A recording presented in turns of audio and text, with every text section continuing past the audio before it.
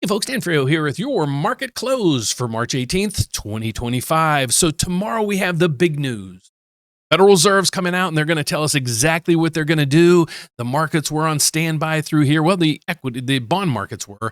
Equity markets got a little hammered today. But not only tomorrow do we have the Fed coming out, right here, they're coming out in 20 hours and 13 minutes. They're going to tell us this. The Federal Reserve will update its rate projections on Wednesday. Their projections talking about, because we knew what they were going to come out and tell us what they're going to do with interest rates. What do they mean by projections? Well, tomorrow, what we're going to do is we're going to get announced the 2025 dot plot.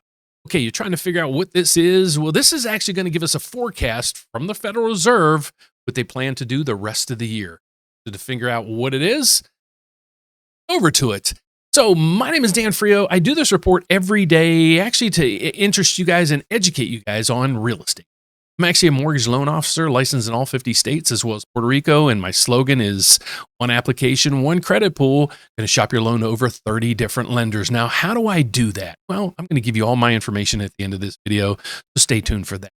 But what we have coming out tomorrow, this is sliding under the radar with everybody because of tariffs and all this other stuff. But what we have coming out tomorrow is pretty interesting. But let's just go through here. Markets were stable right now. I expected that. There was really no news out today. Everybody's waiting for the Federal Reserve's news coming out tomorrow. Well, actually in 20 hours and 12 minutes and 10 seconds from now. But they're going to come out and tell us this. The Federal Reserve will update its rate projections for Wednesday. And when I read that, I'm like, well, that's kind of odd. The projections, they're going to tell us what they're going to do tomorrow. And then a lot of people are going to ask them questions. Are they going to come out with the dot plot tomorrow? Like I looked it up and it says the March 2025 meeting, there's going to be the dot plot. Now, here's the interesting thing behind this. This is going to give us huge insight what the Federal Reserve is going to do. Let's dig in on this a little bit. I got to screenshot this a little bit closer. Okay. So this, you can get this at the CME FedWatch or CMEgroup.com. And this is what they call the dot plot. So 4 times a year, the first one is March of 2025, when the Federal Reserve meets, certain members of them are going to put a dot next to where they expect the federal funds rate to be. Okay, so first off, what is the federal funds rate? We go over here, and that's the one interest rate the Federal Reserve controls. So here's the economy at a glance. The federal funds rate is right over there. That's the only rate the Federal Reserve controls. And here's the things they watch. They look at PCE, inflation. They look at the jobs report, and they look at GDP. But let's rewind back over to here. So here's right now where we are. We're at 4.25 to 4.5. So we'd be in this realm right through here. Okay, we slide across because this is 2025 down through here. We go up through here and here's one dot there. Okay, so one Federal Reserve member at the last meeting said that this is where rates are going to be. This is where everybody's saying, well, there's going to be 2 rate cuts, 3 rate cuts, 4 rate cuts, because this is the dot plot from back in December. Okay, so now the tunes have changed a little bit. So we're going to see how these come in. So this is going to give us huge insight to where they expect things to be. After they come up with this dot plot, see a lot of things change. So tomorrow's going to be a big day for the markets because basically the Federal Reserve is saying, okay, here's what we're, at this point, we're projected to do by the end of the year. And then they're going to project out. I really don't care about 2026 or 2027. We're just focused in on right now. So that's the big news that's coming out tomorrow. Okay, so let's get over to see what happened in the markets today. So we go over to, well, let's go to the CME. Yeah, the equity markets fared today. I think they were not so good. Yeah, they're red all the way across the board through here. The VIX is also going up. That means anxiety on the on Wall Street, and I get it. Let's get over to the bond market to see how the bonds did. They actually did okay today. We'll say a uptick of 9, so that's what equates out to this right here. So not a big day there as well. But here's an analyst. I get a kick out of this guy, how he talks. He's a brilliant guy. The way he talks, he's really Southern, kind of, I enjoy it. So let's get over to Paul McCauley. He's on CNBC's kind of panel on what he expects from the Federal Reserve at this meeting, and then some projections forward. And this is, we love this data because I like introducing you guys to all these opinions. You know, you just can't watch that site that's, you know, everything's terrible, or you can't watch that site that everything's fantastic. I try to be right in the middle of the road to give you just the facts. And if it's good news, it's good news. If it's bad news, you know, good news to you might be bad news to me or whatever. So let's get over to his interview. I'll go give you the, like I do throughout the videos. If you're new to this, if I agree with him, I'll do this. If there's things I want you to pay attention to or whatever, I'll go like this. If I really need to stop it, I'll stop the interview. But let's get over to it and see what his take is on what Federal Chairman Powell might be saying. The FOMC begins its two-day meeting today, so that means tomorrow we get the decision. Of course, no change is expected. We convened our mock Fed panel, and there were 6 votes for that. Don Peebles remains the lone dissenter, saying the economy needs a half-point cut. Claudia Sahm says not enough progress is being made in the fight against inflation to cut at this point. Representing the panel is Paul McCulley. He's the former PIMCO chief economist. You get to be the Fed chair today, Paul. Welcome.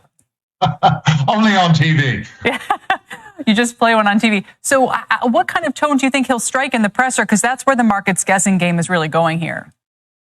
I think he's going to strike the same tone that he did Friday a week ago, which was on the eve of the blackout period, when he said the economy remains in a good place, still in a good place. But he also said we have, as everyone knows, very elevated uncertainty.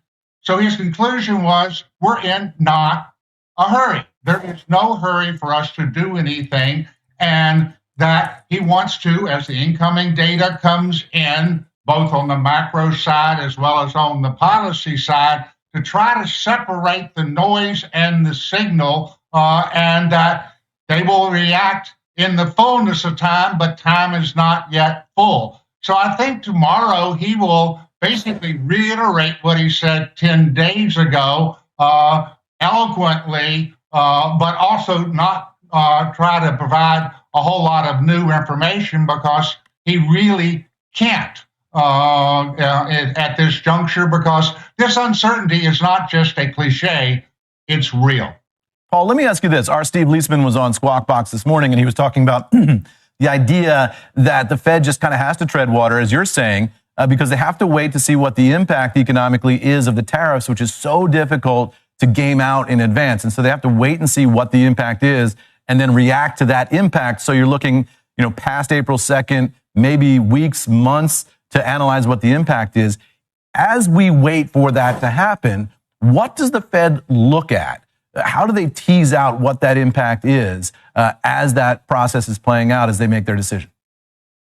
I think they're looking at the same thing that we are in the marketplace. And right now, I would zone in on the divergence between the sentiment data, which is also called soft data, and the hard data. The sentiment data has turned very negative, but the hard data is still in a good place. So essentially, I think what they're looking at for signal is the soft data going to get into the hard data. Put differently, are people's foul sentiment going to lead to negative action in the real economy, or will they just remain in a foul mood but keep on getting on? So I think that's what he's going to really be focused on. If you didn't get that, he basically was saying, are people, you and me, are we going to back our spending? He had me completely confused there. Or are we just going to be like, okay, the prices of stuff's going up, so we just have to keep buying and getting on doing what our thing is? So that's what he's saying. Are the markets going to really, are the consumers really going to pull back or not? And that's the biggest, question mark above all. So that's what we are seeing on that thing, that part right there. So then we go to the economic calendar we have for today. And basically, we just have tomorrow, we have the FOMC meetings and statements and everything else coming out. I will be live during a part of this to let you guys know. I won't go live tomorrow when when they just project it. I like to go live when he comes out and starts answering questions, because I love to show you guys, as he's answering questions, I'm going to have the bond market and the equity markets on the side, showing you how they react. There won't be really much of a reaction, I don't think, tomorrow when the Federal Reserve comes out with their verbiage.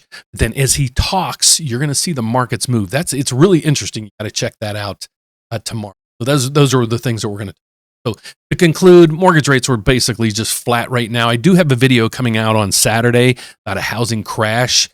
Some data that I really dug into, and I put together hopefully a pretty entertaining video for you. And I think there was even data there I didn't even really realize. So I'm bit surprised, and I think you might be as well. So check out that video coming out on Saturday. But tomorrow, like I said, we have the Federal Reserve coming out telling us what they're going to do. No other really data that we got coming out this week or tomorrow. So, but the markets, they're still skittish on that edge, but mortgage rates continue to ease just a. So that's my conclusion right through now. So who am I? What do I do? What's that one credit pool thing? Or what? I'll explain to you what I do. I work at a federal bank. I've been doing this for several years, and this is actually what's enabled me to kind of sell on YouTube. Is I can provide you guys with educational videos like this, but the nice thing is not only can you watch and get educated, you can actually reach out to me and I can help you out. So I'm actually a mortgage loan officer. That's what I do. I'm not a YouTuber. That's whatever. I'm just a mortgage loan officer here to help you educate you guys on. You're looking to buy that first house, that first investment property. Maybe you bought your house and the rate was like 7.75 or 8%. And you're like, get out of this thing. That's what I'm here for. So the cool thing about me is I'm licensed in all 50 states as well as Puerto Rico. And we're also, you might say, well, do you have the programs I need? How's your rates? Well, here's the cool thing. One application, one credit pool, we're going to shop your loan to over 30 different lenders. Now, how do we do that? Okay, so what we do is when you put in your application, we run your credit, do everything. What we've done on our side as a bank, we've actually aligned ourselves with 30 other banks and lenders and mortgage companies and so forth. So we now can offer you our programs as well as their program. So by one application, one credit pool, we can give you options for all these programs in one.